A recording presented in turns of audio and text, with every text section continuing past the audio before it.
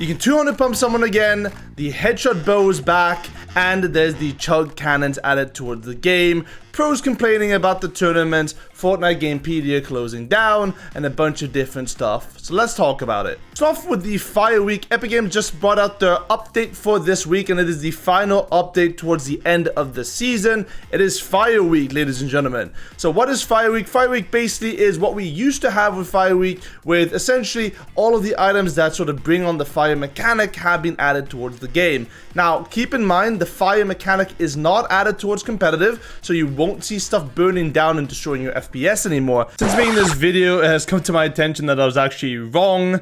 The competitive note actually says the fire with Fire Week changes will not be included in competitive, which is the name of the actual event rather than the fire within the Fire Week. So none of these items will be in competitive, which sucks. The damage values and everything is correct though, but let's just assume I'm talking about if they were added to competitive for the duo and solo cash cups, what it would look like. Thank you. Starting off with the first item that they added was the Primal Flame Bow. Now this is basically the bow of previous times from the Primal season. The epic variant does 68 damage in total, whereas the legendary variant does 72 damage in total with a headshot multiplier of 2.5x. Now what does that mean? It means that you won't be able to get headshot sniped with the Primal Flame Bow. Luckily enough, before everyone starts complaining and crying about it, that is not going to be in the game. So the maximum that you're going to be hit by with a Primal Flame Bow is essentially 170 headshot with an epic variant and then 180 headshot for the legendary variant. Now, with this being in mind, I don't think it's really going to be an item that's going to be used in solos or in duos. Maybe a little bit if they have an extra slot, but more than likely most players aren't going to be picking up this weapon when it comes to any of the competitive game modes because it only does 180 damage. But you have to keep in mind, this is basically going to force a lot of you guys when you're rotating and moving around the map to always be at 200 health, because essentially if you're not, then you're going to be running the risk of getting headshot bowed, and then you're going to be tweeting about how headshot bows are stupid. So keep that in mind and make sure above that 180 threshold so you don't get headshot bowed anymore. The second item that's been added, and that's what I meant by the 200 pump is back, is the Dragon's Breath shotgun. Now this shotgun is back in full force with 158 damage for the epic variant and 165 damage for the legendary variant. And now the headshot multiplier is 1.25x, meaning if you get the purple variant, then you won't be able to one pump someone because it only does 197.5 damage in total.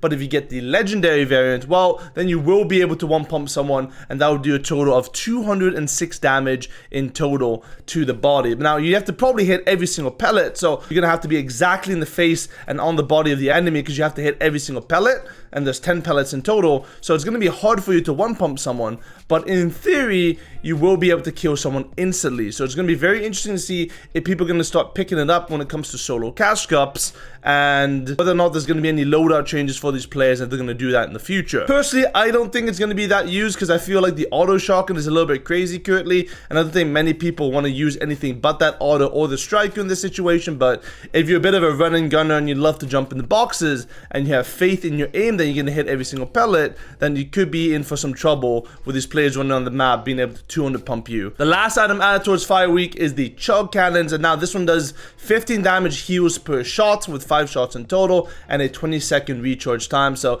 basically the same old Chug Cannon as we are usually used to in competitive and in pubs as well. Nothing really changed too much for this. Probably not going to be used in solos. Might be used for duos perhaps, with it taking 2 inventory slots. It's going to be interesting to see the adaptations that some players are going to be taking in order to use this item.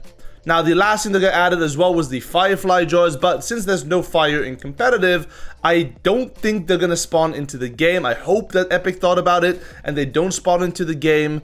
Now, all of these items I just mentioned can be picked up from the ground and from chests, so you will be able to pick up Primal Flame Bows and the Dragon Breath shotguns from floor spawns alongside the chests, alongside the Chug Cannons as well. So all of these items, you will be able to see them on floor spawns. So it's going to be interesting to see which POIs are going to have a bunch of floor spawns with these items in it, because you don't have to buy it for gold anymore. You will still be able to at certain bots and things around the map, but you can just pick it up from the ground, which is going to be very, very accessible. So a lot of people are going to be running around with these weapons if they do choose to do so. The next thing I want to talk about is the bunch of pros on Twitter complaining about off-season tournaments. This started with a tweet from BloodX talking about for the future that the season should always conclude with the Grand Finals as the last tournament of the season, and you have really small tournaments after Grands makes the incentive for all the pro players pretty much useless.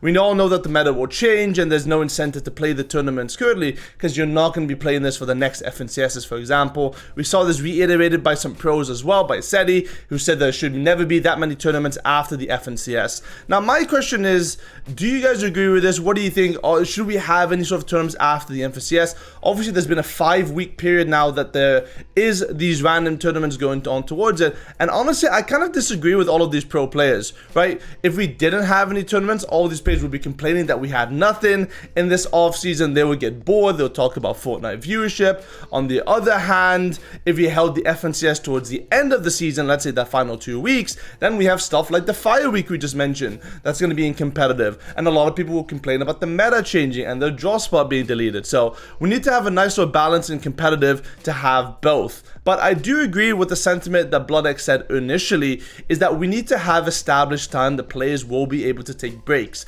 because it seems like between every single season there is no downtime. A lot of pros want to go on holiday, they skip out on holidays with their family. Remember, they're very young players and they're skipping on holidays to compete for money that's going to help them out in the future. But you need some downtime because everyone's going to get burnt out, people are going to get tired, people are going to do unhealthy things, they're breaking unhealthy habits, they're constantly working 8, 9, 10 hours per day playing the game, playing multiple regions and everything, and that can really take a toll on the player. So having established vacation time or break times where we know 100% for these players that there's 0 tournaments will be something that should be added in the future. Now the question then is, why don't they just stop playing the tournaments? Well, a lot of these guys are competitive, a lot of these guys think this is free money, so it'll be a lost opportunity for them to skip out on these tournaments in the future. So that is not an option for them either. Tagging on to that, we have a bunch of players basically saying, screw it, we're going to do something different now, we're going to do something completely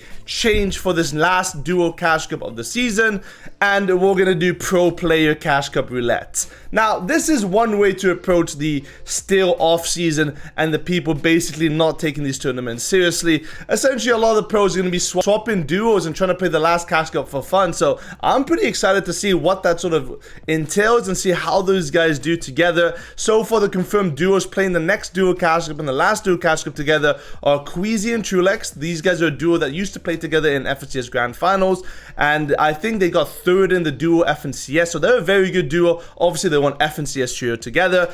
Pink and Trippern are playing together, so Trippern not with Thomas HD, Pink not with Anas, and then the most exciting duo for me is Veno and Thomas HD. Two of the best fighters in Europe currently, 2 of the best strategic players in the game, 2 of the best clutchers in the game, battling out and playing together for Cash Cup glory. For me, that's super exciting because, I mean, these guys can essentially just drop on 2 different sides of the map and play solo duo Cash Cup essentially, and still probably qualify towards the finals. So I'm very interested to see how they do in terms of a duo and the IGLing ability of Veno taking completely over, not having to rely on Queasy in the situation.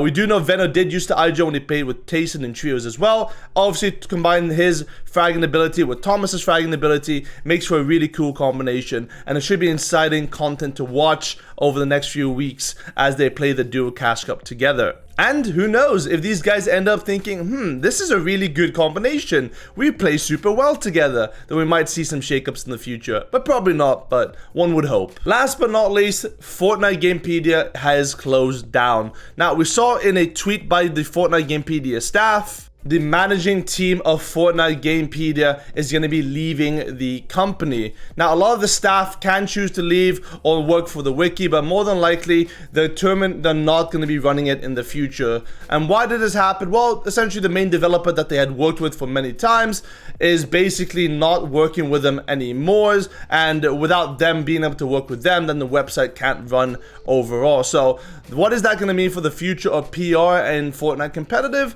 Well, honestly, I don't think it's going to change too much. I feel like PR is a bit of an awkward thing currently in the Fortnite atmosphere. A lot of people play for PR because it's something of stature and they see pride within their PR, but it doesn't really end up showing you anything. We've already seen lots of improvement in terms of Fortnite Tracker, and we see a lot of these Fortnite Gamepedia admins also moving over towards Fortnite Tracker. So maybe Fortnite Tracker, where we look at all the leaderboards, has all of that information in one place, is now going to be the one-stop hub for everyone in terms of competitive. They did add a bunch of different things like the esports teams leaderboard, which I thought was really, really interesting and cool. So hopefully we'll see some improvements towards Fortnite Gamepedia, because a lot of people see Fortnite Tracker as something that's, you know, a little bit more noob friendly, because they give you PR for open tournaments and things alike, which allows you to farm more PR overall. So hopefully the improvements of adding some of the Gamepedia staff will change the way that they approach the website and give us a nice little alternative to Fortnite Gamepedia, which we all, I think, want to see, because, you know, in the end, playing for VR is also fun and allows you access to many different things like practice in Europe, for example, as well. And that's pretty much all that's happened for this offseason so far. Thank you guys so much for watching.